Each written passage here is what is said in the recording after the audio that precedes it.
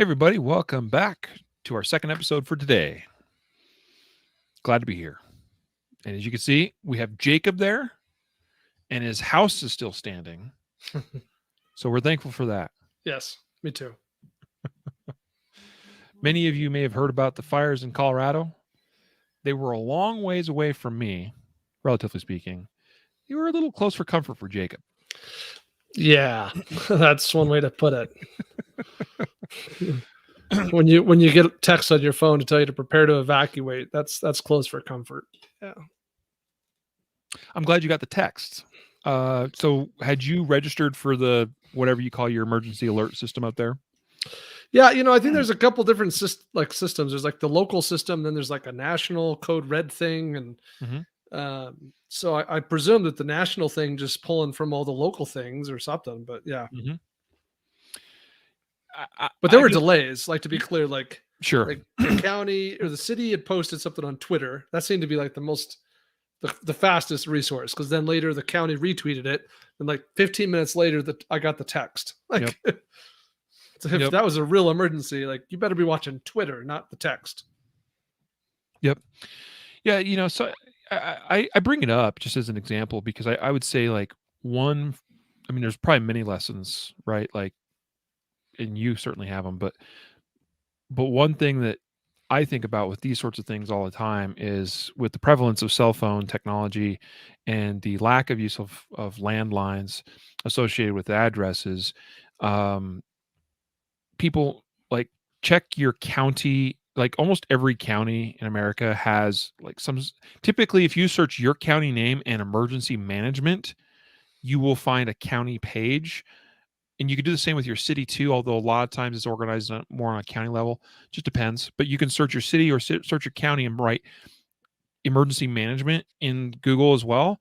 And bam, you'll probably land on a page somewhere where you can find information relative to your specific location and a program to sign up, whether it's Code Red or some other system, to make sure you're on their list for notifications. Super important to do. Yeah, it's the kind of thing that everyone does after after the fact, right? Like, all my neighbors are now signing up for that program. Yep. Anyway, thought I'd throw that out there. And like I said, we're thankful that Jacob didn't have to end up evacuating and or have his belongings and house and everything threatened. So although our thoughts and prayers do go out to those affected by it, it's very close to home. Chances are people, and I know people who were directly affected by this. And I also worked in houses that I haven't bothered to go look and confirm, but I'm pretty sure some of the houses I did some construction and cabinet work up in that area are probably gone. Yeah, I'm sure. like Absolutely. looking at the map and stuff, I'm like I did work in Superior, and there was a ton of houses that were destroyed in Superior. So anyway, well, let's do today's episode. We're gonna be talking about dry fire. It's gonna be a great episode. We're gonna talk about 3 challenges, and we're gonna talk about 7 solutions. Should be a good topic. So, you ready? I'm ready. All right, let's do it. In 3, 2, 1. This is the Concealed Carry Podcast, Season 5, Episode 2. And welcome to the Concealed Carry Podcast, part of the concealedcarry.com network, brought to you by Excess Sights. Today is Wednesday, January 5th, 2022, as of the recording of this episode.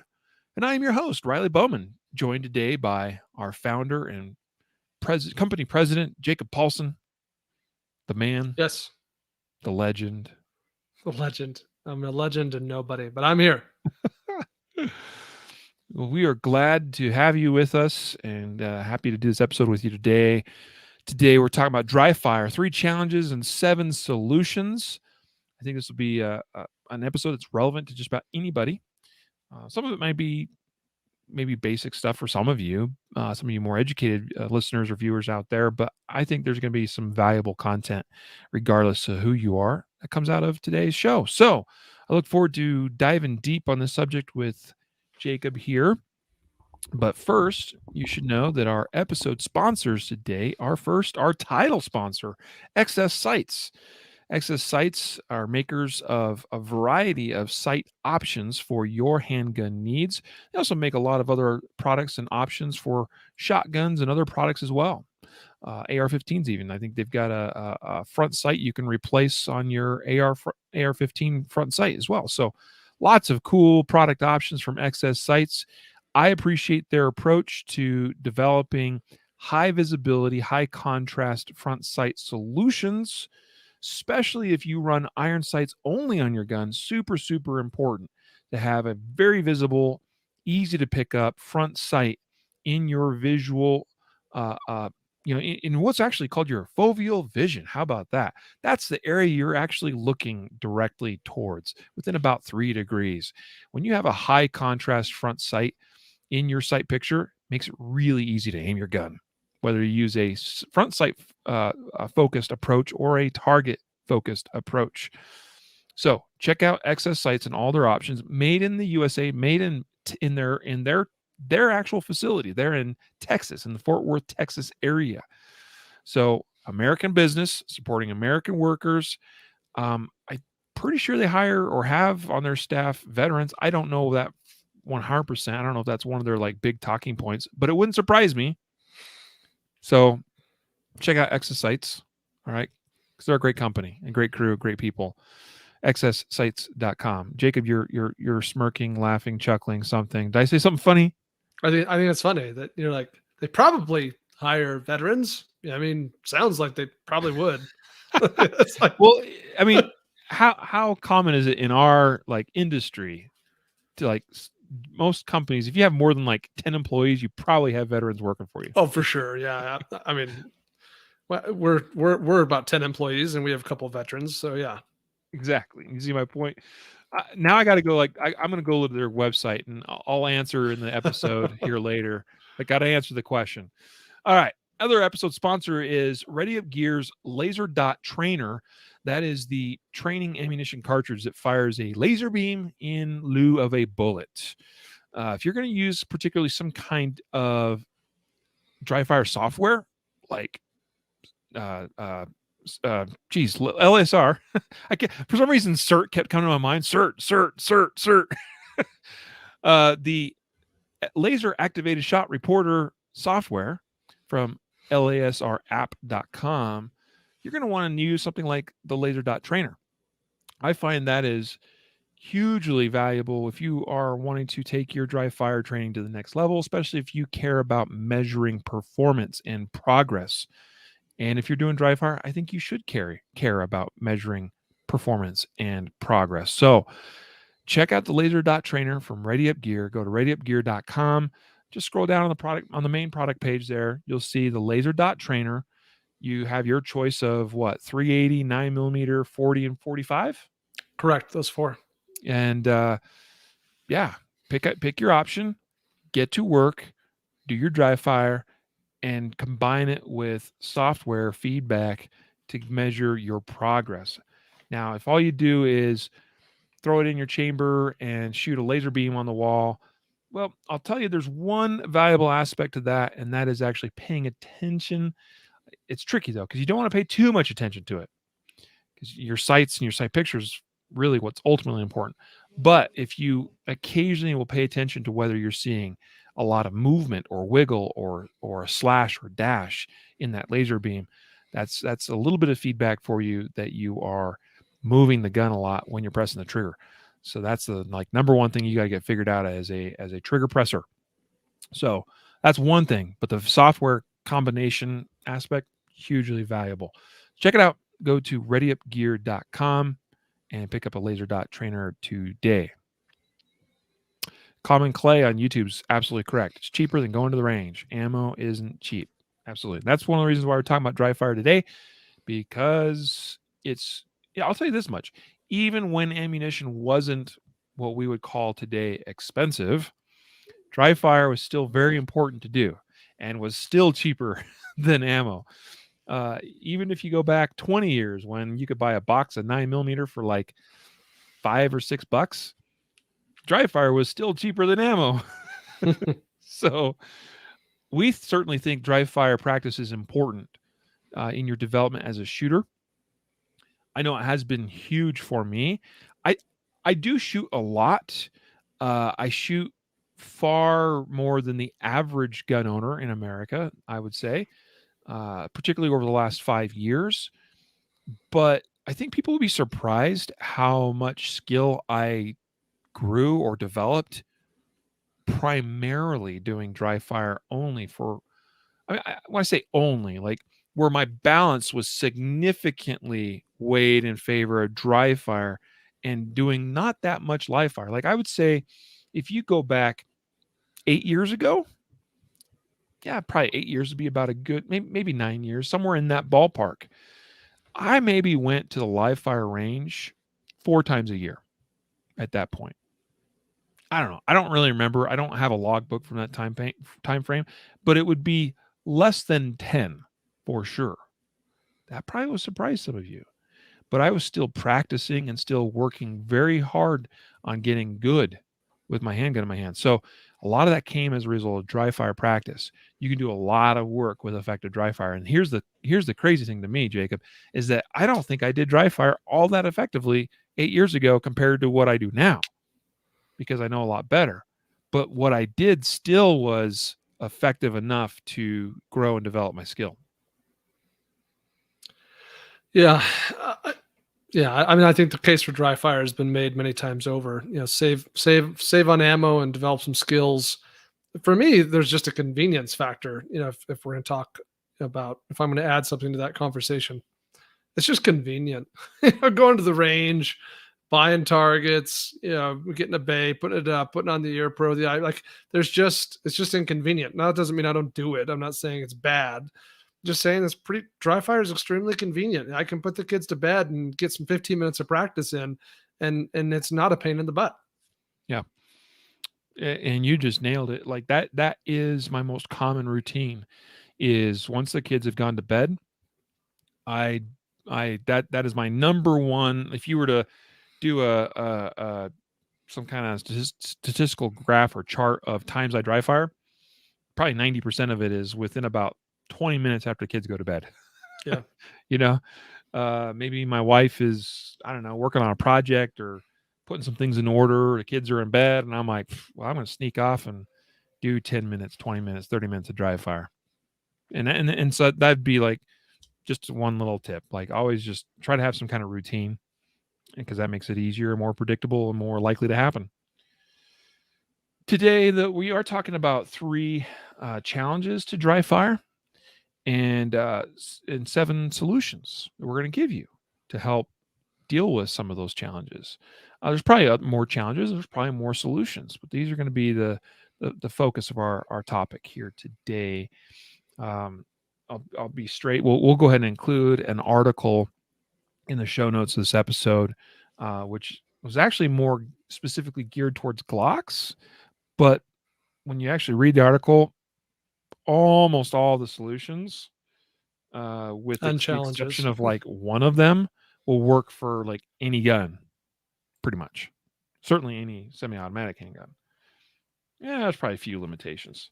So anyway, so we're gonna give you a bunch of solutions to some of these dry fire challenges. Where should we start, Jacob? I think we need to outline the challenges. The idea, when I say challenges, what I mean is that when I conduct dry fire, I'm attempting to maximize its value to me as a shooter in building skills, right?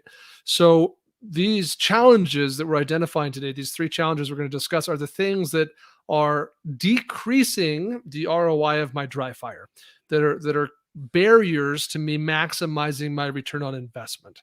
Now, obviously, what is a challenge and what's a barrier is also going to vary based on your mission, right? For example, if my objective in a given dry fire session is just to practice the micro drill of draw, I'm not even going to press a trigger, then I have significantly less barriers that are preventing me from getting a return on that investment of time than if I'm doing something more complex.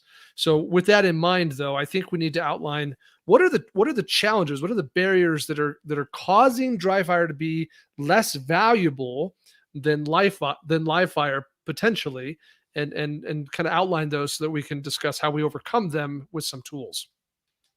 Yeah. Yeah. So the first thing here is like, just to hit challenge number one, is making sure that we're doing dry fire safely, right? Like the number one thing, and the easiest way to get started in dry fire is to dry fire with our actual carry pistol or whatever gun that we're using or that we're likely to use, whatever that is. I've Even though I am a pretty avid competitive shooter, I would say that, well, at least certain aspects of dry fire are still very heavily biased towards my carry gun than my competition gun. And there's a reason for that. And let me explain it. It's a very simple logic. I generally wake up every day, get ready for the day, get dressed, and start carrying a concealed carry pistol, whatever it is, from the morning all the way till about the time I go to bed at night.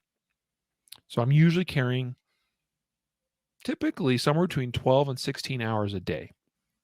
All right. So like right now, I'm carrying my P320 in a holster, appendix position, which is my typical means and method. And, it's the typical gear I carry in the typical position.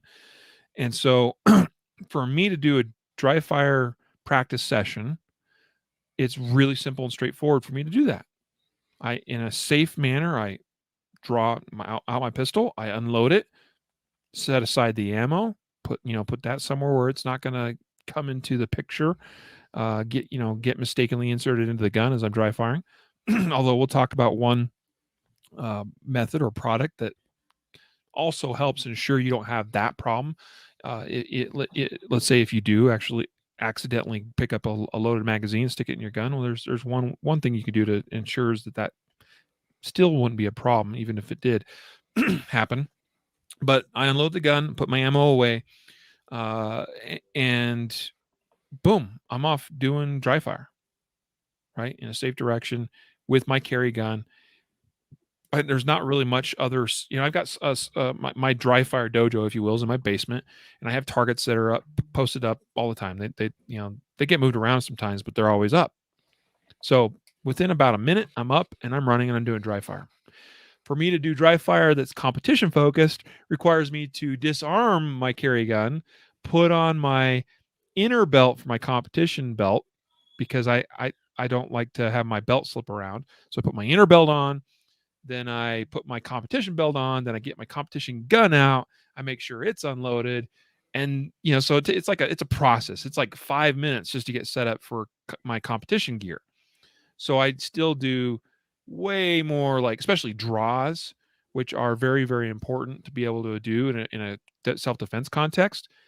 It's still heavily biased to defensive shooting, to my defensive gear, and very simple logic as to the reason why. So anyway, point is, we got to start with number one. Like the easiest way to get started is to dry fire practice with our actual carry gun, or the gun that we use the most. Well, that's great, and that's awesome that we can do that. But there's the inherent risk of that gun could be potentially dangerous, right? So we got to make sure it's unloaded. We got to make sure it's safe. We got to make sure we're doing dry fire in a safe manner. I mean, how many stories have we come across through the years, Jacob, where somebody accidentally fires off a round? I mean, we did the whole negligent discharge story article, data collection thing a couple of years ago. Tons of stories where people are just trying to do something in the comfort of the home, and next thing you know, they're firing a bullet through the house. Yeah. And that's why this is, barrier or challenge number one that we have to solve, right? And that's the safety aspect, because safety in this case is first. And that just simply means we need to do what's necessary to render the gun temporarily inert. That's my feeling, right? I think there's plenty of people out there just feel like, oh, I just got to, unload, triple check, separate the gun and the ammo, and I'm fine. And I don't think that's a terribly bad approach. But for me, I am inclined to believe that the best way to conduct dry fire, the best way to absolutely fully overcome this specific challenge of safety, is to render the gun temporarily inert or use an inert tool. So that I want it to be impossible for there to be an error. That's what I'm trying to achieve. And so as we talk about our 7 solutions today, we're going to talk about 7 solutions that all overcome this first barrier, which is rendering the gun temporarily inert where possible. Yep. So challenge number 1. All right. Yep. Number 2. Yes. Getting accuracy or other related feedback. So traditionally, if we just grab an empty gun that we've double checked and we've separated the ammo, et cetera, and we pull it out and press the trigger, we're not getting any feedback about accuracy. Now, it might be that I'm conducting a dry fire session where I don't need accuracy related feedback or time related feedback or whatever other feedback we're looking for. Generally, those would be the two things: accuracy and time. So it's conceivable I just don't need feedback for the thing I'm working on. But often we do want that feedback. We do want to know, am I hitting my target? Am I anywhere close? Am I doing it within a time constraint that's pushing my ability and showing progress and creating the stress that I want, or whatever other thing that is we're trying to achieve. So I think that when we look at dry fire and trying to make it effective and maximize our ROI, the second challenge we need to overcome is getting the feedback that we need. In live fire, we traditionally get feedback from the target in terms of accuracy, and we use a shot timer to get feedback in terms of time. In dry fire, we're not going to punch any holes in anything, and we probably you don't have a shot timer that's going to pick up your dry fire clicks. So that leaves us with that challenge that we need to overcome. Yeah. Yep. I mean, that's obviously one of the reasons why we enjoy live fire so much, because we get that. I mean, part of it literally is a serotonin release. It's that happy chemical, that dopamine, boom, bam, hits. Awesome. We feel good because that instant gratification, instant feedback, instant results. We did X, we got Y. Z is happy face, right? Smiles abound. So that's one of the reasons why live fire is so great.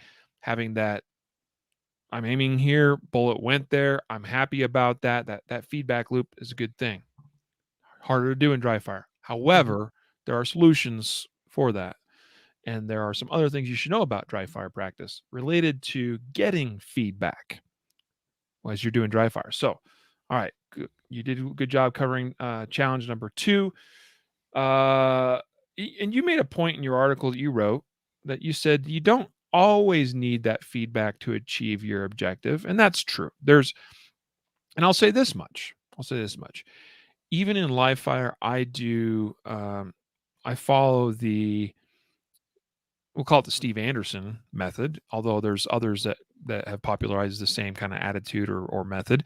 And that is that you do, when you're practicing, there's accuracy mode practice, there's speed mode practice, and then there's match mode or real mode, depending on, what context or who you're talking to.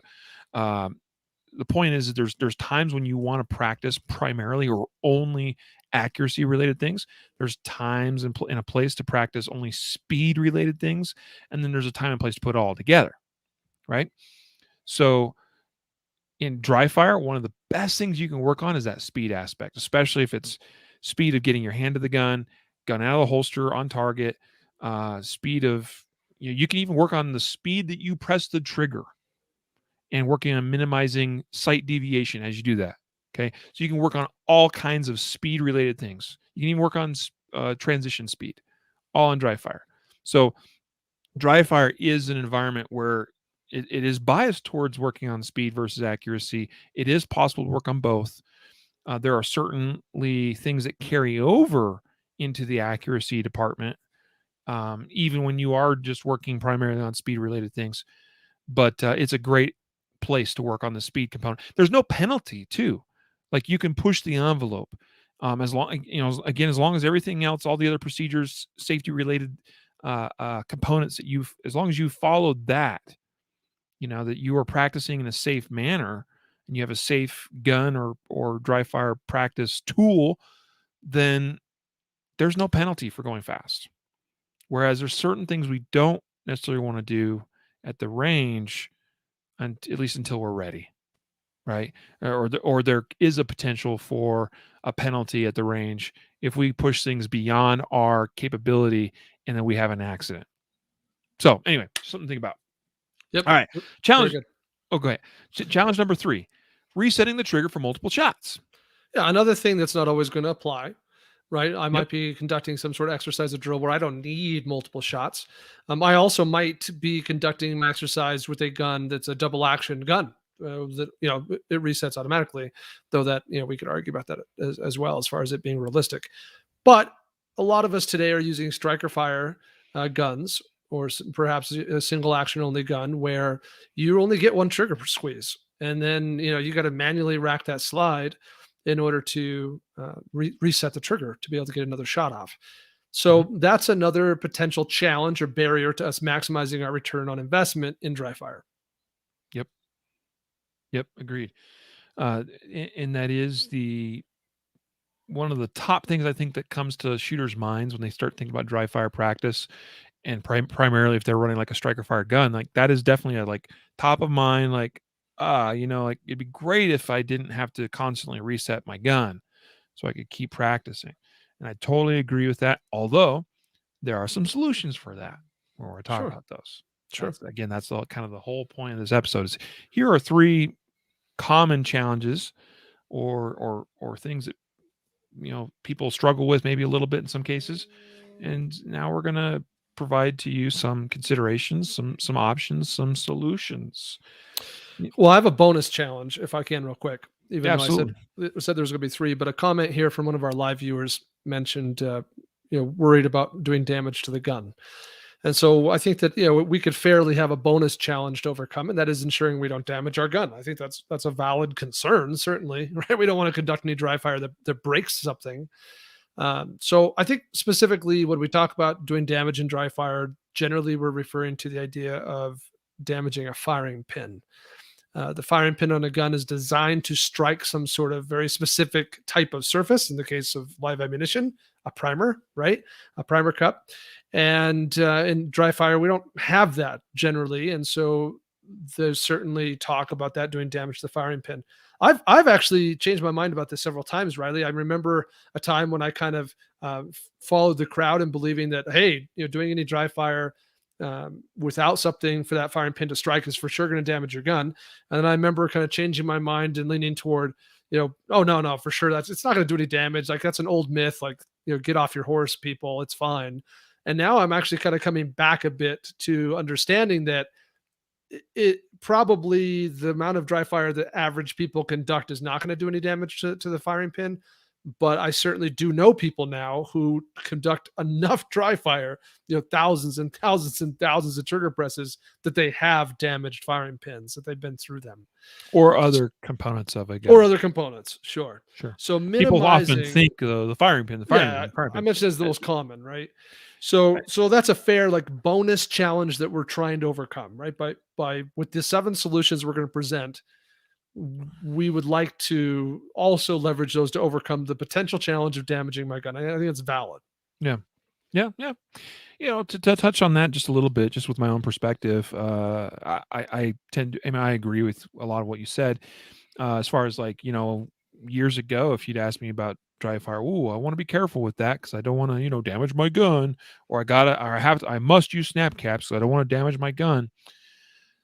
Uh, I can say with several of my guns, both Glocks and SIGs, and also with Springfield XD, actually one of which I still have.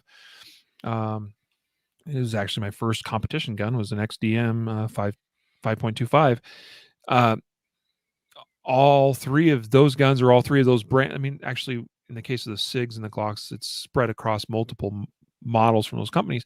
I can say I've done thousands and thousands and thousands of trigger presses on those guns without anything in the chamber, without snap caps, etc., and haven't seen any appreciable damage or issues created by that.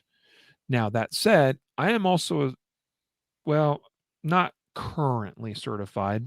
My certifications have lapsed, but I'm a Glock armorer and a P320 armorer and that kind of thing. And I'm pretty well acquainted with these guns, and I'm regularly checking my guns and inspecting them and maintaining them. And I have components that do get replaced. and some of which may, where the dry fire will have contributed to that wear and tear. A lot of it where the live fire has contributed to that wear and tear, thousands and thousands of rounds. Let's just understand that anytime you are operating a firearm, whether live or dry fire, it is causing some wear and tear on some of the various parts and components, right? Like whether that's a number of the springs that are contained within that firearm, whether it's the firing pin itself or striker assembly, whether that's the trigger itself or trigger components, so there's wear and tear. I mean, usually my competition guns, I do a lot. I'm a little bit heavier biased towards working on reload practice with my competition gun because that's more relevant in the competition that I do. And so the mag well openings of my pistols get chewed up from all the reload practice I do. Here's what the perspective I would communicate to listeners and viewers is that yes, over time things are going to take a beating and wear and tear. Certainly that's a possibility. If you're doing so much dry fire that you are wearing stuff out or breaking stuff, then you know what is the cost of fixing those things? And spread that out over the lifetime and the many thousands of repetitions that you've obtained from that. And honestly, the cost of those wear and tear items is very, very low.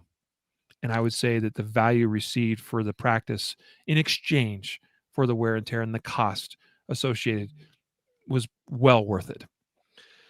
Yeah, I mean, I think a person's got to keep it in perspective, right? Live fire also wears out the gun. So like using a gun wears out a gun. It's just a machine and it's going to need to be tuned up and maintained properly. I think that's the correct perspective here. Yep. Perfect. Awesome. Nailed it. All right. So we got our three core challenges, which are, safety, making sure that we render the gun temporarily inert is the way I word that. Because I think that's the perspective I have. That's the approach I have. Number 2, getting accuracy related or other related feedback from the dry fire session. And number 3, resetting the trigger for multiple shot drills or exercises. And then our bonus thing we talked about, making sure we don't do unnecessary damage to the gun when conducting dry fire. So with those challenges in mind, I think we are going to present 7 solutions. And these solutions are all, to be transparent up front, tools, products, things that people can buy and use to make their dry fire sessions more effective by overcoming one or more of the challenges we've outlined. Yep. Well, the first item we have on our list, and we're going to go through these pretty much from least amount of cost to greatest cost. All right. So the least cost solution is the barrel block. Yep, good old barrel block. $12.99. $12.99. I mean, if I invented barrel block, it would cost more because, but the inventors of barrel block, their objective was to go out and stop negligent discharges, and I think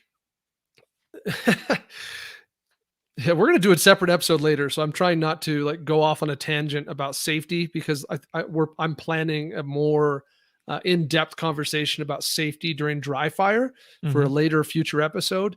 But man, I know people who are extremely experienced, who've conducted a lot of dry fire in their lives, never thought it would have happened to them. They're very knowledgeable and they've had negligent discharges while conducting dry fire practice. So the barrel block absolutely guarantees that you can't have a negligent discharge, right? It's simple to install. You lock the slide back, insert this thing in through the ejection port directly into the barrel through the chamber, via the chamber, and it plugs up. It's caliber specific, so it's a nice, good, tight fit. The stick part sticks out the end of the muzzle. So now I have a visual reminder. I can see that, and that tells me my gun is temporarily inert. My gun just went from being a potentially dangerous tool to a heavy metal object. It's like a hammer at this point. So barrel block it. That it also creates a striking face. If you're worried about the damage, the firing pin thing we were talking about, then this would overcome that. So this overcomes challenge number 1 in that it absolutely renders the gun completely inert as long as the barrel block is installed. Mhm. Barrel block comes with a mag block. You can't buy barrel block without mag block. So when you buy barrel block, you're going to get 3 mag blocks.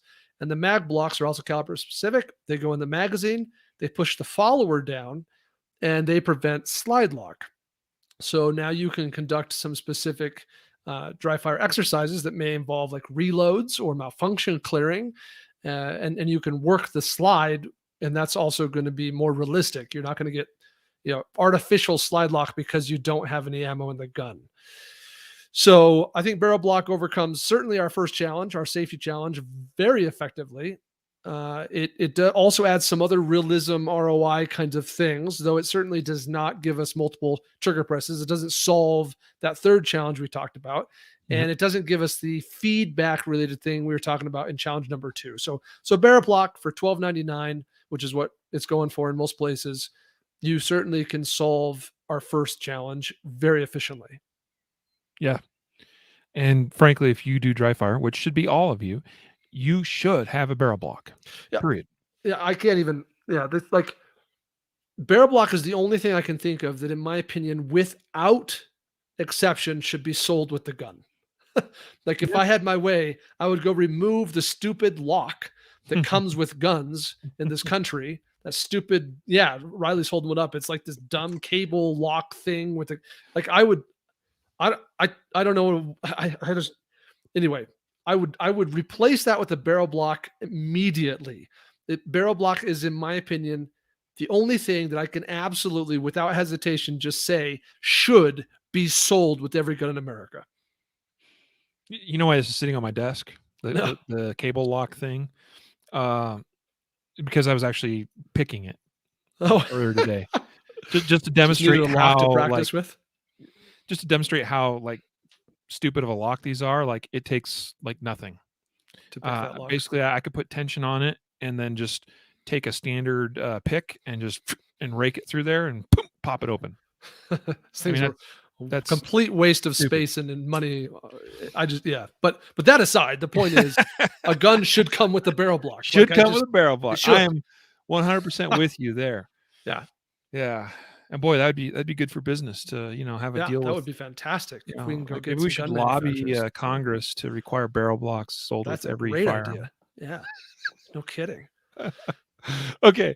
Yeah, huge fan of the barrel block. I've used it I still use I use a barrel block every time I dry fire. Every time. Okay. And it is an absolute valuable tool from a safety perspective. Sorry, I had a call come in there and forgot to it's from my kid's school, emergency number. Well, they're home, so it's not an emergency, in terms I got the same call. So it's something. Our kids, me and Riley's kids, go to the same school district. And my favorite, and most of the time when we get the automated call, it just tells you to check your email. Yeah. Yep. Hello, parents. Please check your email inbox for an important email about such and such school district. Thank you. Goodbye. It's like, thank you for the robot call to tell me to check my email. Whatever. All right. Okay, so moving on. Glock E Trainer is the second item we have now. I recognize this is very specific to Glocks and Glocks only. There is not an equivalent product for other models of guns out there, and so that's unfortunate. But we have to mention it because it is a solution, and Glocks are still one of the most popular guns out there, and perhaps the most prevalent modern semi-automatic handgun out there in America. So this is a product that applies to a lot of you, and it's relatively inexpensive. So the barrel block we mentioned is $12.99. The Glock E Trainer comes in at $24.44. In case people aren't entirely aware, concealedcarry.com is the we have the distribution rights for North America of the Glock E Trainer. It's a product that's designed and invented by a dude doesn't even live in America. And they can't be manufactured in America, as it were, so they're imported, which is why one of the reasons why they're $24.44 and not less expensive than that. But anyway, it's a very clever tool. The Glock E Trainer It doesn't require the disassembly of the gun. You lock your slide back. You slide this thing onto the rear of your slide, kind of over the slide plate, kind of, and into the grooves, the rear grooves on the slide of your Glock, and it just blocks the connector. I'm not even going to use the right words because it's just not my thing. And I am a Glock armor, and I still don't know the words, but it blocks the sear, I think, from the connector or something. It's the connector. So Yeah. It's the part of the pistol that as the Glock cycles, it basically resets the trigger.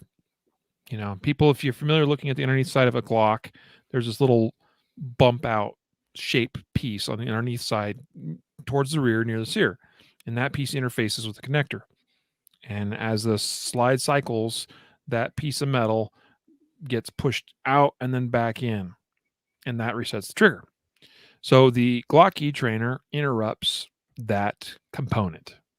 And so what that means is that the trigger doesn't do its traditional reset like what you're accustomed to. And so instead, with the Glock E Trainer installed, you get a trigger that it does the full travel distance. It manipulates, but here's the kicker: is that it doesn't ever give you a click.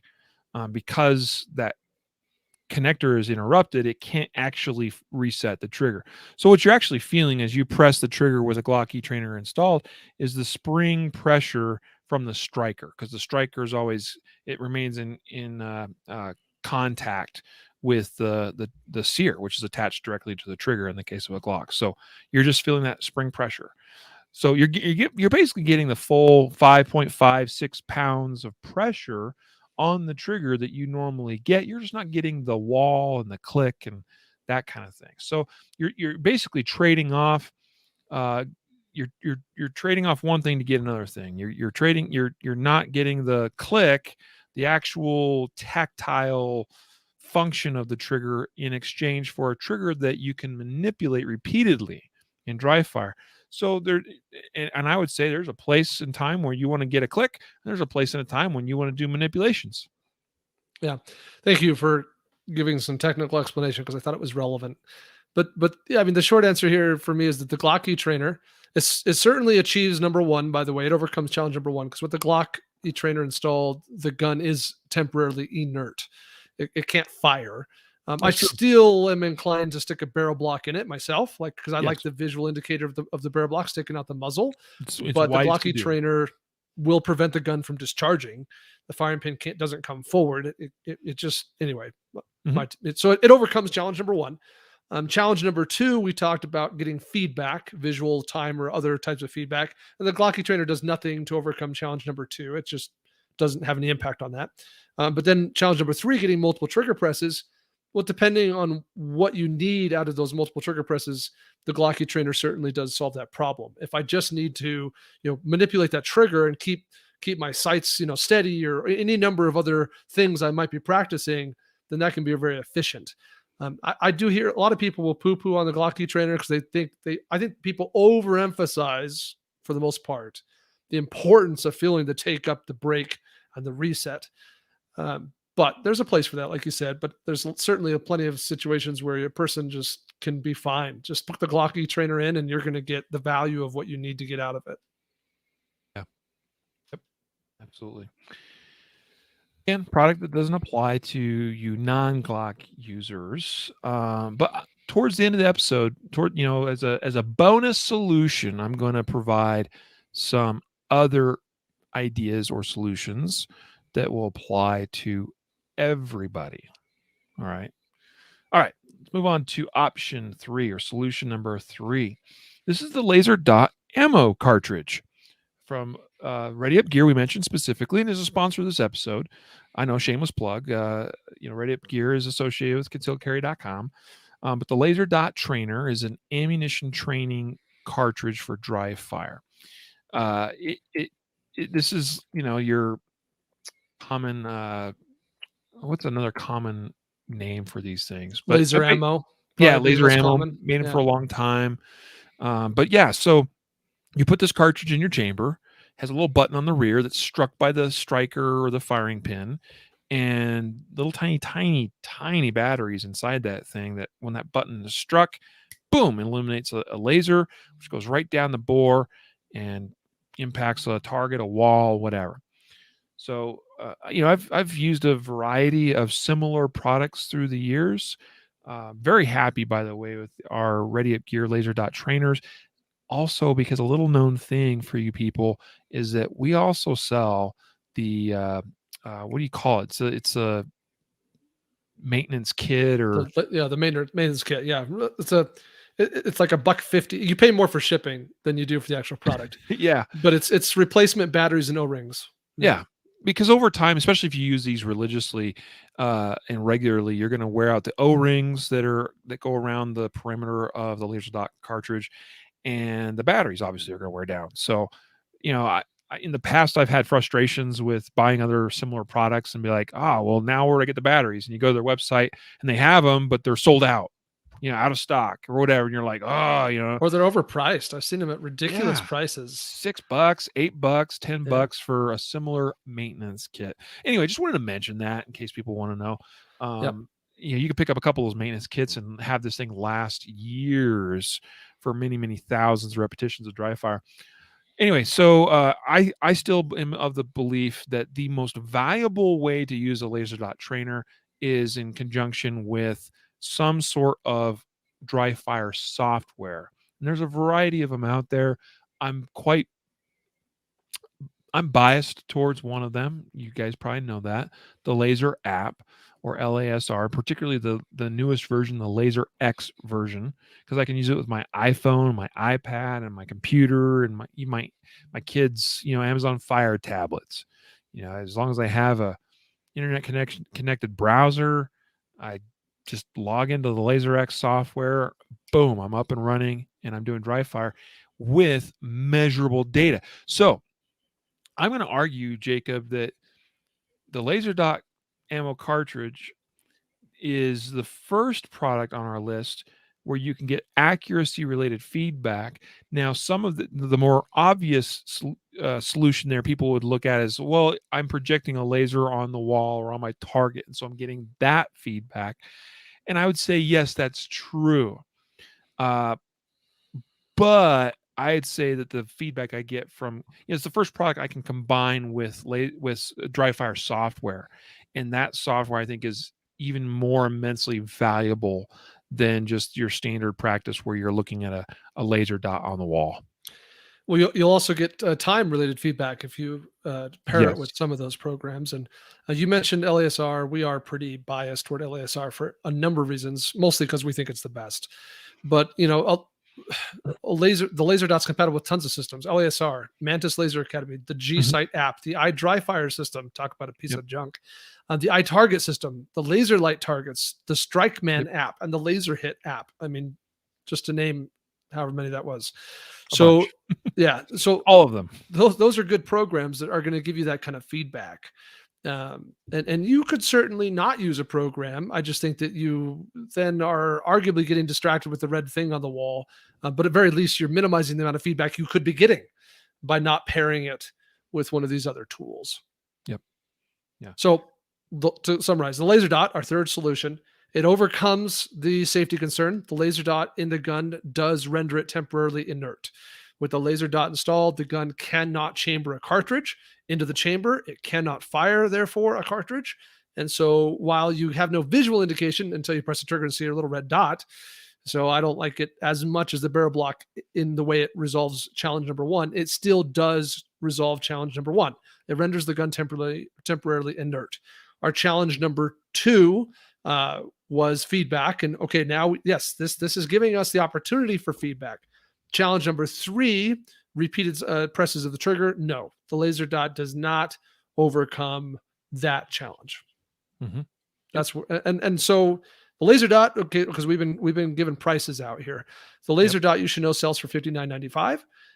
There are competing products that I know goes up to as much as $100. So you're probably going to pay in about that price range for something like this. Yep. Cool. Awesome. Option number 4. What's that one? The dry fire mag. And I don't love the dry fire mag myself, but I think it belongs on this list. because for some of you, it might be the best thing since sliced bread. You might love it. It really might revolutionize your dry fire training for you. So the dry fire mag, to kind of paint the picture, is an actual magazine. It replaces the factory mag that you would use with your gun. You shove it in there, and it's got this like pressure plate kind of thing that is hooked up to a pretty substantial spring.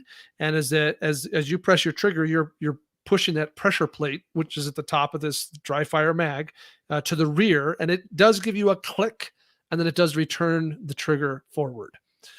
So yeah. So some thoughts about the dry fire mag. Does it overcome challenge number one? Yes, it does technically render the gun inert because the trigger's not actuating within the gun in the normal sense. A firing pin's not coming forward, but I would still pair it with something else. If it was me, I would still barrel block it if I was using the dry fire mag. Challenge number two: does it help us overcome the question of feedback? No, it's not projecting any sort of laser. It's not going. It doesn't interact with any sort of software. It's doing nothing for feedback. Number three, does it give us repeated presses of the trigger? Yes, it does. But it's worth noting that it's not the same as your trigger. So you're not getting the same take up, wall, break, and reset as your trigger. It's artificial. It's the dry fire mags take up wall, break, and reset. And it's annoyingly loud, I might add. But other than that, it's also semi-expensive. I don't love it. Most of these things run about $100, and it's limited in terms of the guns that it's available for. I haven't checked their website in a while, so for all I know, today it's available for 100 million guns. But last I checked, it was available for like 4. So anyway, it's relatively limited in its scope that way. Mm-hmm. Yeah. Yep. Agree with all that. Yeah. Kind of expensive, just to get a resetting trigger. So yeah. And again, I think there's some other approaches that we can take that don't necessarily necessitate that we always have a resetting trigger. So I'm going to come back to that here in a little bit. Solution number 5, a reset trigger kit. This is starting to get up there in some of the more expensive solutions. I mean, a lot of people might think, the dry fire mag at $100 is expensive. But this one's probably in more like the $200 range. And I suspect that there may very well be similar things out there for other guns, other models. But what we're specifically talking about here is Glocks, because it's a known item for Glocks, and it's an actual reset trigger kit that you can replace your entire trigger housing inside the Glock just to get a resetting trigger.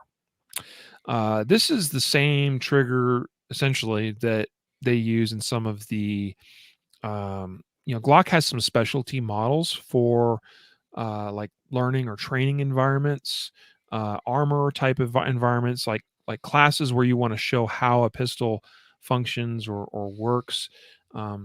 They have a couple, like there's a red model and there's a blue model and things like that. There's a cutaway model of a Glock. And anyway, I've seen some of those specialty models come with this special reset trigger kit, if you will. But basically, again, this is a whole new trigger. So if you're going to go this route, you're probably dedicating a whole gun for this purpose. So the real true cost is not just like the $200 reset trigger kit. It's probably more like $600, $700, $800, because you're not going to want to be taking your gun apart repeatedly to swap out your trigger every time you want to do dry fire. And not to say that, not to talk about the wear and tear that will take on the gun as you continually swap parts back and forth, and you're popping pins and replace, and putting them back in and stuff like that. So again, it's really the true cost. I really don't see this as a viable solution, except for the most dedicated of shooters out there that are primarily focused on the Glock platform. Like probably maybe some of your most serious competitive shooters that dry fire like crazy, and they have the means to have a totally dedicated dry fire solution to use one of these kits in. Yeah, I think that's well summarized. I don't. This is the only thing on our list that I don't own. Yeah, I me don't either. own one.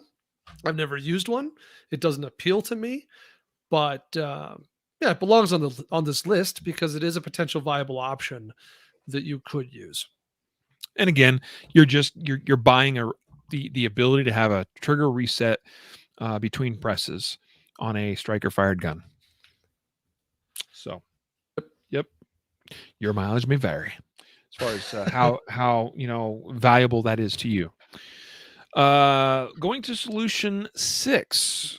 This is a popular one, not inexpensive, but it's definitely a great option, and that is the Cert Pistol.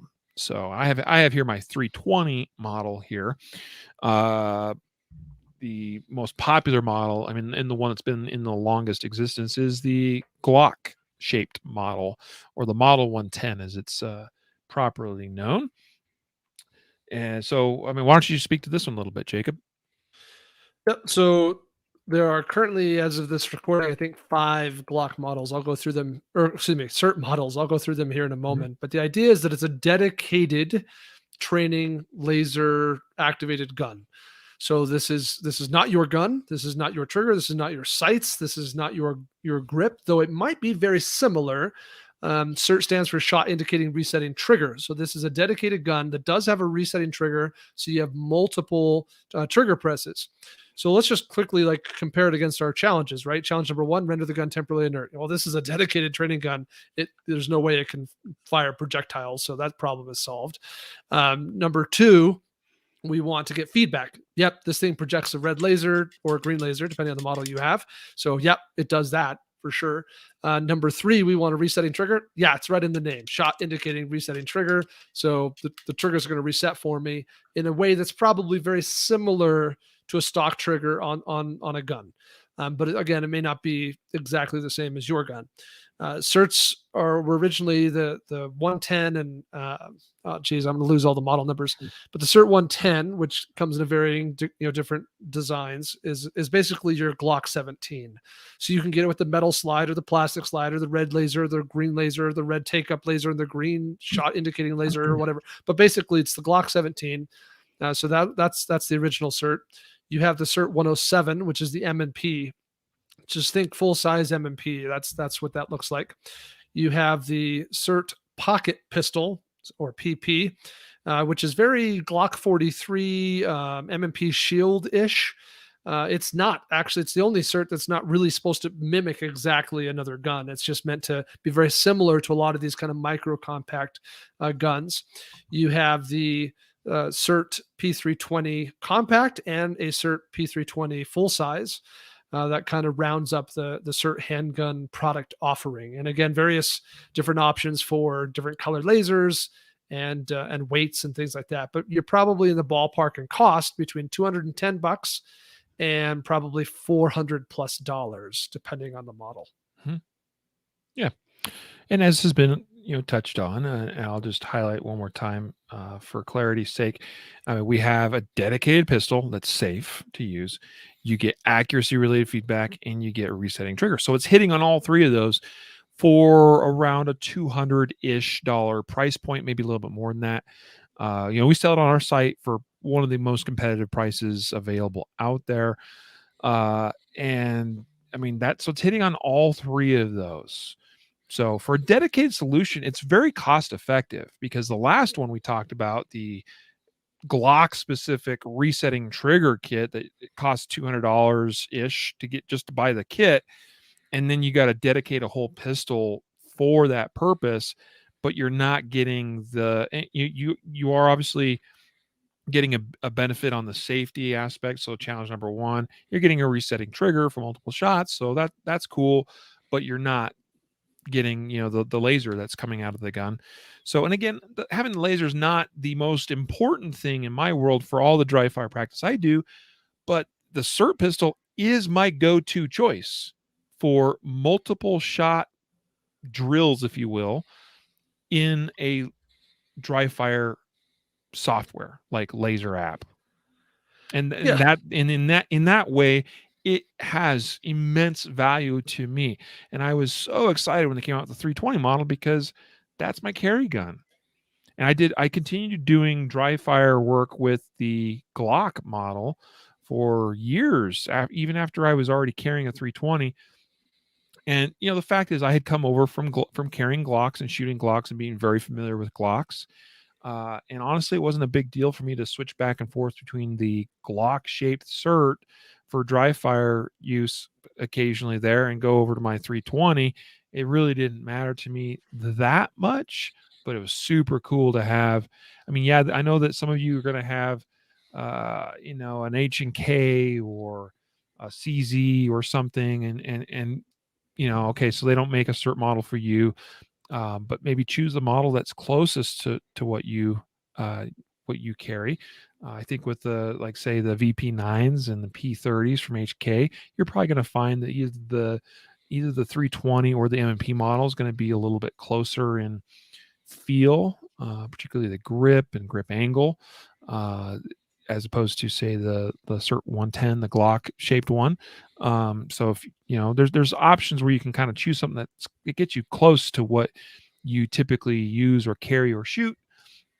And it's just a great solution when you want the whole package: accuracy feedback, time feedback, resetting trigger, safety factor, all of that. That's why we recommend it.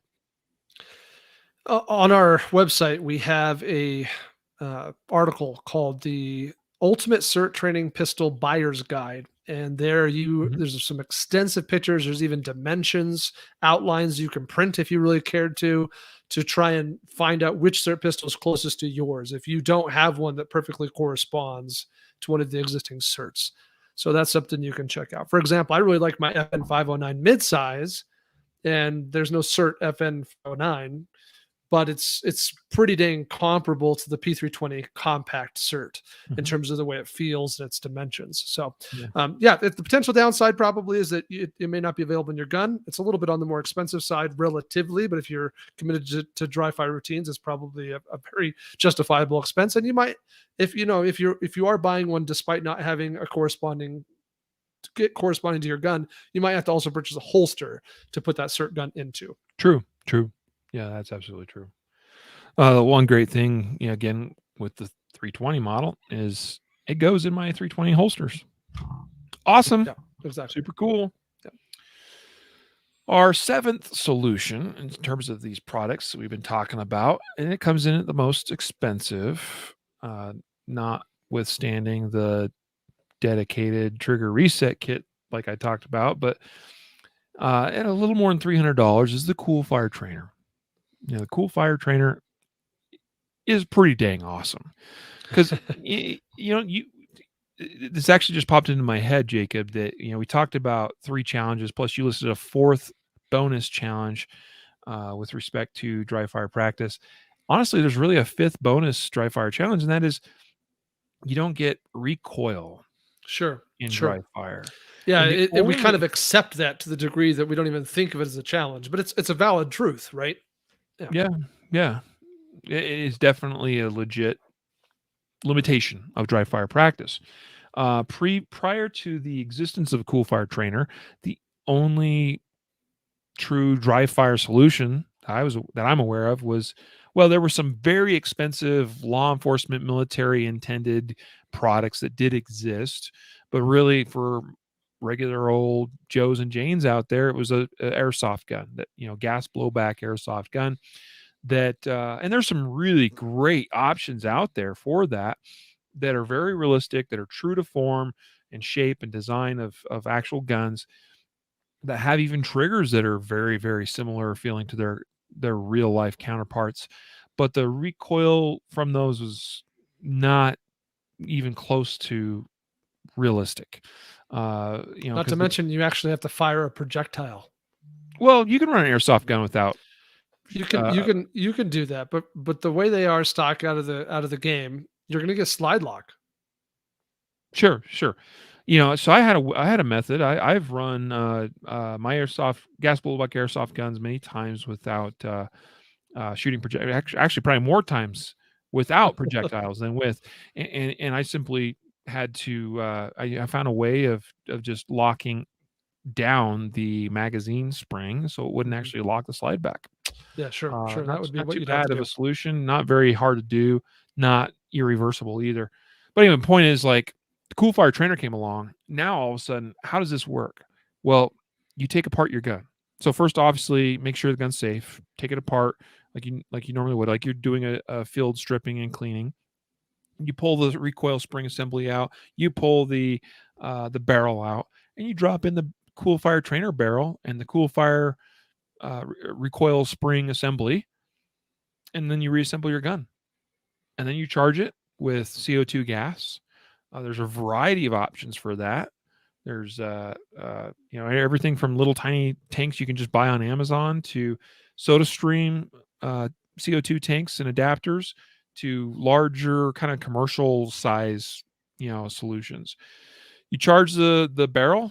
Okay, the barrel is the CO2 charged tank, of compressed gas, and bam, you're off to the races. You press the trigger, and the whole thing fires in quotations, and then cycles and resets your trigger just like as if you fired a real gun. And the recoil impulse, while it's different than live fire, and it's certainly probably not quite as extreme as live fire, it's a lot more stout than the recoil energy that you get from an airsoft gun.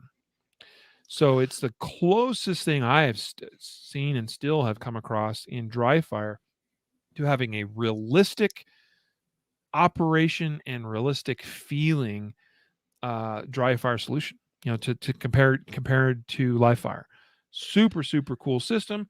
A bit expensive, yes, 300 and some odd dollars, but it's a great system, and it works great. It's pretty reliable. You have to do a little maintenance to it occasionally, and if you do enough thousands of shots through it, you might have to send it in occasionally for some servicing, which might cost you a little bit here and there. So there's some ongoing maintenance costs.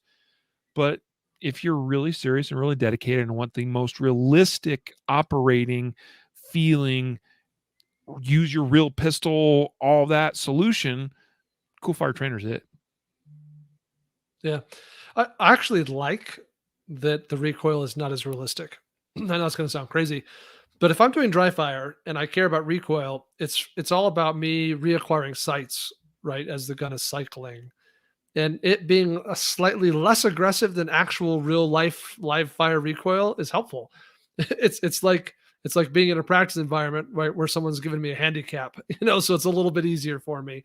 And so I actually appreciate that it's I'm getting recoil and it's pretty good, but it's not realistic perfectly recoil. So anyway, I'm a fan of its attempt at getting me recoil that's not quite as aggressive as live fire. But I maybe think that's it's just me. I think yeah, I mean, I'll say this much. There's value in having it. Yeah, yeah, There's yeah. value in the fact that you press a trigger and you're doing dry fire and your sight picture is disrupted. And so you're forced to actually grip somewhat properly, have decent recoil management. And the goal is the same: get the sights to return back to their starting point, position zero, if you will, as quickly as possible and reacquire that sight picture for follow up shots. There's value in that. I Sure. think for serious training, if it was the closer you could get to the real life thing, the more value that will be present there. But again, I think it's a fantastic solution, and it's the best thing out there for this purpose. And so now, what does the Cool Fire Trainer get you in terms of solving these challenges?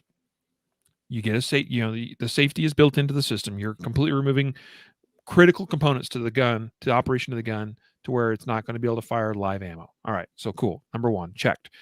Number two, you can get accuracy feedback actually. So I didn't mention that, but you can buy their laser module for it, and boom, you can get accuracy feedback as well as time feedback running it with dry fire software programs. Number three, you get a resetting trigger because the gun's going to operate and recycle itself just like normal operation. Boom, resetting trigger. Even if even if you're a DASA gun user, where your first trigger press is double action, and the subsequent trigger presses are single action, people will talk about how DASA guns are great in dry fire because you can just keep working the trigger. Well, in the case of the Cool Fire Trainer, you're getting the actual realistic DA to C to SA transition from first to second shot. So there's value in that as well. So check on all of those points. You're getting the bonus challenge solutions of the recoil simulated. So that's great. That's awesome. It's a great solution. I mean, it's not a perfect solution. It's not an inexpensive solution, but it's an awesome solution if you want probably the best dry fire product solution out there. It solves pretty much all the problems. Yeah, I think it has its downsides. I think one downside is having to recharge the air often. And the larger your gun, the less you're going to have to recharge your air because the barrel acts as the air tank, right? So a smaller gun is going to hold less air and therefore you have to recharge it often. If you are using it with their optional laser module, you have to unscrew and remove the laser module every time you recharge the air tank.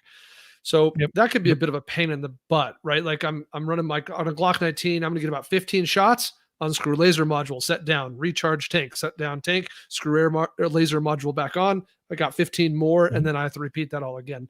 So that doesn't mean I don't like it. I'm just clarifying that it doesn't transform my life into puppies, rainbows, and roses. It's an awesome solution for a dry fire. I do think it's the closest thing to real as you can get, but I don't reach for it every time I do dry fire practice either. Yeah, I don't either. Again, partly because there is a setup cost in time. Similar to like I talked about. Well, it takes time for me to set up my competition gear, so I don't always want to do that. I want to just jump into some dry fire. So I tend to just do dry fire with my live gun in a standard format. But yeah, it's a great solution. Now, there's a comment or question from someone on Facebook. Is the Cool Fire the only way to use the Manus X dry fire? I don't think so. The answer is no. You can use Manus X with an airsoft gun. Actually, that's how they demo it at their trade shows. So you don't have to use it without any of that. Yes. So with Mantis, you just go into the settings and you can choose either live fire, CO2, or dry fire. And so if you just choose dry fire, then you just press your trigger, even though there's no recoil or blowback, it'll work. You just have to set the setting accordingly. Yep. Well, there's actually lots of ways and options to use the Manus system. So. Which is actually one of the cool things to its versatility and viability. Speaking, I don't put it on our list of solutions because it does not solve our number one challenge. Mantis does nothing to render your gun inert or safe, but it still does provide you feedback, and feedback is good. That's interesting. Your logic to that, anyway. Just the fact that it does nothing for the number one challenge. Okay. Yeah, use it with a barrel block. I was gonna say, like, and that's honestly, that's the way I think Manus X should be used. If you're doing Manus X practice, if you're not using Cool Fire or some other standalone solution, then I absolutely think you should use the barrel block, use your actual gun, hook up Manus X, and get the trigger press feedback, if you will. That's essentially what it's doing primarily, is monitoring gun movement while you're pressing trigger.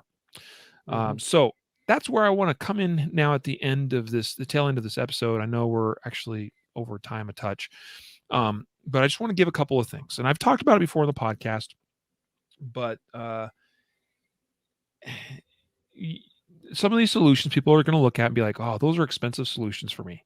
And I recognize there's many of you out there. I mean, there was a time in my life too where I didn't have the funds to just go, drop $329 on a Cool Fire system because I wanted to get the latest, greatest, awesomest, most beneficial dry fire, practice solution. There are ways you can mitigate, I think would be maybe the word, some of the challenges like what we discussed today. So the whole resetting trigger conundrum, for instance. So I didn't understand this or fully appreciate this for quite some time in my own dry fire practice, but getting more acquainted with some of the, I would say, professional kind of level competitive shooters out there, and getting familiar with how they do some of their dry fire was where this came up. And I was like, oh, never even thought about that. Or I guess I would have thought that there wasn't value or benefit in doing that. All right, so here's the thing. A lot of times these days when I'm doing dry fire practice, I have my barrel, and I have a, just a P320 lower here, just to use as an inner example with a real life trigger here, but doing this obviously in a safe manner. So disassembled 320. Okay, so I used to think for the longest time to do dry fire, I had to get click, click, click, click, and therefore one of the limitations, like the challenges we were talking about, was the fact that I don't get a resetting trigger. And there's all these solutions that exist solely for the purpose of providing a resetting trigger, which, by the way, has its purpose and has its own benefit and own value, recognized value. But a lot of my dry fire these days, guys, consists of me setting my gun. Okay, so I have an initial click on the first press, and the rest of my subsequent presses are just manipulating the trigger from roughly not even necessarily always the reset point. There's plenty of times I'm doing rapid trigger presses. I'm coming completely off the trigger, because the truth is, in actual live fire practice, when I'm shooting rapid strings of fire, I'm coming off the trigger fully during reset. Okay, so here's the goal. All right, and this is one of the most valuable things for people to learn in dry fire. Your number one thing you need to figure out is how to do this without doing this. For those of you that are listening only, what was that? Press the trigger and not move the rest of the hand/gun. And that honestly is the number one challenge that most shooters struggle with. Is the number one thing I have to fix in shooters at the range is teaching them how to manipulate the trigger and not move the gun or not disturb their sights. All right. So how does this, that is manipulating the trigger back and forth when it's just spongy and there's no feedback? In the case of you Glock users, you're like, well, my trigger doesn't even come forward at all. Guess what? Take your finger off of the trigger that's stuck to the rear and you're going to keep pushing the trigger into the trapped trigger that's stuck to the rear. Just keep manipulating your finger. Dot, dot, dot, dot, dot. Feel free to be vigorous in that trigger movement, because what that's going to do is it's going to exaggerate the difficulty level of keeping your hands, your grip, and everything steady on target while you're watching your sight picture. Since I learned that simple concept of just continuing to manipulate the trigger while I monitor my sight picture, that's actually where some of my biggest, most recent gains in dry fire practice has come from, is that simple technique. So I'm just going to try and re-summarize what you just shared. Please do. Without any visual, to try and, in case anyone's lost. What Riley's suggesting is that even though on most guns, like striker fire guns, when you press the trigger, the trigger becomes dead and you need to cycle the slide in order to reset it. Riley is suggesting that much can be gained by ignoring the fact that your trigger is now dead and just, for lack of a better word, pretending it's not, and just still running the finger the same way as if you were manipulating the normal trigger, even though it's dead, to whatever degree that is on your particular gun. Yep. Yes. Perfect. And even maybe manipulating the imaginary trigger even more aggressively than normal, because it just, here's what I believe, accentuating the deficiency. Yes. It's a common sports performance term or practice, referring to overload. You train for overload, so you push things beyond the realistic performance envelope, if you will, so that in practice you do things harder than they actually are in real life. And so if you actually impart greater than needed finger manipulation power into the gun, it makes it harder to hold on and keep everything still as you're monitoring your sight picture. So the reality is, when you then go to manipulate a real trigger, it's actually a little bit easier. I love it. I'm Yep. going to add just a quick summarized view and opinion. I think I've tried to be very factual and just present some information here, but I'm going to share my 2 cents on this and give my wrap up on this topic. It is my opinion that as a gun owner who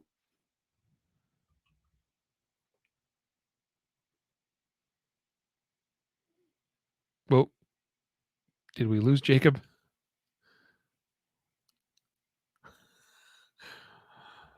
Maybe it's me. Maybe it's Jacob. All right, viewers, comment. I don't, Let us. I don't know who it was. Oh, you're back. Okay.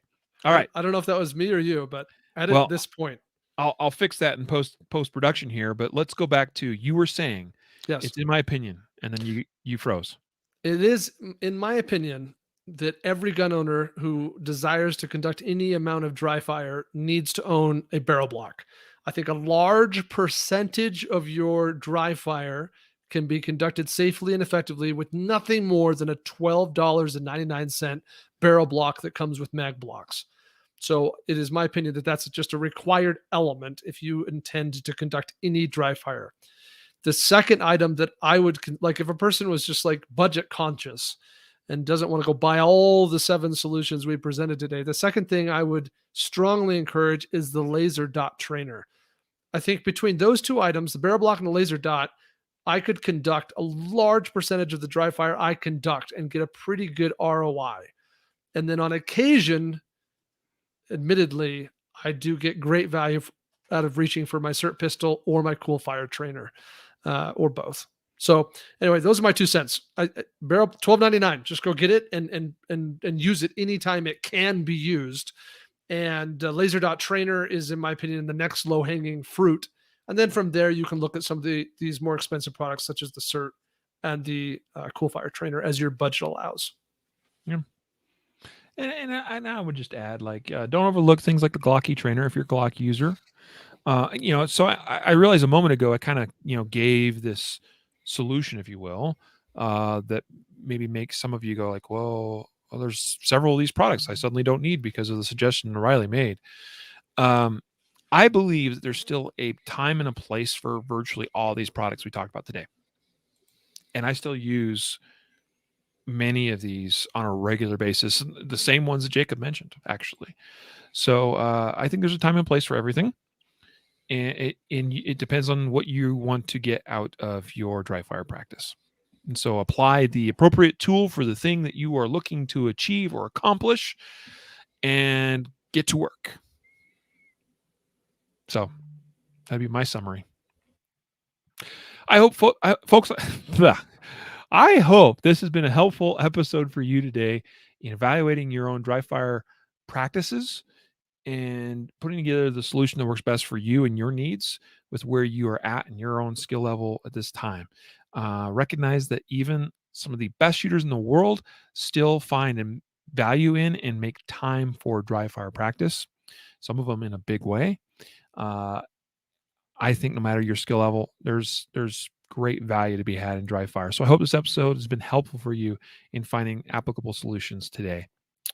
So with that, one last shout out to our episode sponsors, XS Sights. XSsights.com is where you can find them. I did confirm they have veterans on their staff.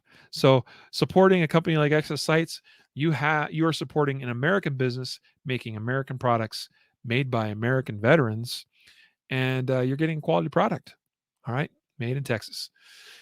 XSsights.com. Also, laser dot trainer. You can find it readyupgear.com. There's a direct link to the product in the show notes if you want to just use that. But you can also just go to readyupgear.com and find the laser dot trainer. Also, the Cert Pistols you'll find on our website as well. Not on readyupgear.com, but at kidstillcarry.com and a bunch of these other products we sell on our site. So I just thought I'd throw that out in case that wasn't clear. And so with that, it's time to bid you adieu. Jacob, thanks again. Appreciate you. And we'll be back here next week. Any last words? Good to go. Thanks, Riley. Then a reminder to train right, train often, and train safe so you can fight hard, fight fast, and fight true. Take care.